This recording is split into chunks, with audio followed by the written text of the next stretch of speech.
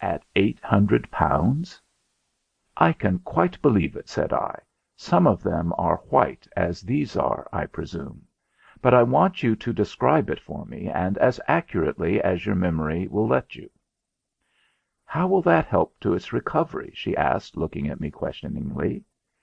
Possibly not at all, I replied, but it might be offered for sale at my place, and I should be glad if I had the means of restoring it to you. Stranger things have happened.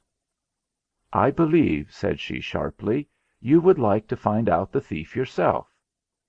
I should not have the smallest objection, I exclaimed frankly. If these robberies continue, no woman in London will wear real stones, and I shall be the loser. I have thought of that, said she, but you know, you are not to make the slightest attempt to expose any guest in my house. What you do outside is no concern of mine.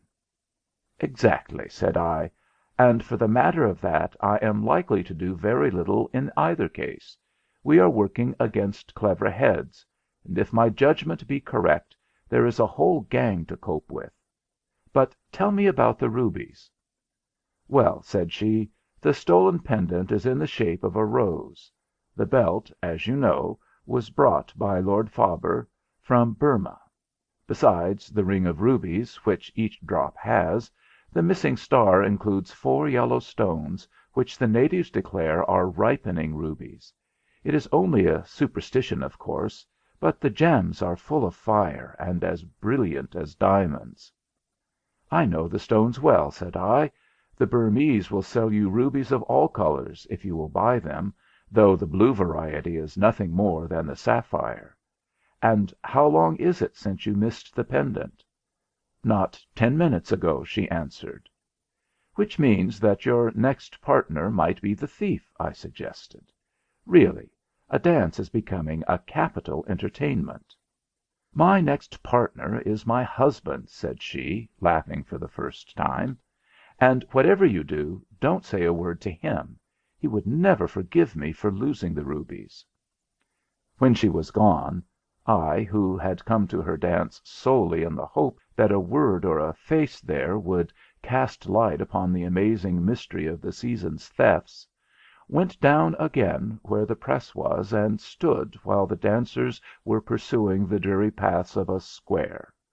There before me were the 100 types one sees in a London ballroom, types of character and of want of character, of age aping youth and of youth aping age, of well-dressed women and ill-dressed women, of dandies and of the bored, of fresh girlhood and worn maturity.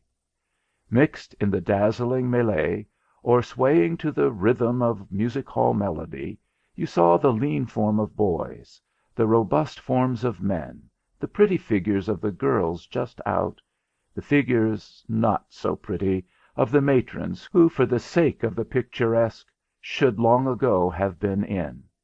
As the picture changed quickly, and fair faces succeeded to dark faces, and the coquetting eyes of pretty women passed by with a glance to give place to the uninteresting eyes of the dancing men, I asked myself what hope would the astutest spy have of getting a clue to the mysteries in such a room?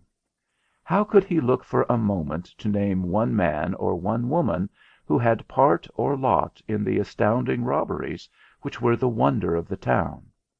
Yet I knew that if nothing were done, the sale of jewels in London would come to the lowest ebb the trade had known, and that I, personally, would suffer loss to an extent which I did not care to think about. I have said often, in jotting down from my book a few of the most interesting cases which have come to my notice, that I am no detective, nor do I pretend to the smallest gift of foresight above my fellow men. Whenever I have busied myself about some trouble, it has been from a personal motive which drove me on, or in the hope of serving some one who henceforth should serve me, and never have I brought to my aid other weapon than a certain measure of common sense. In many instances, the purest good chance has given to me my only clue. The merest accident has set me straight.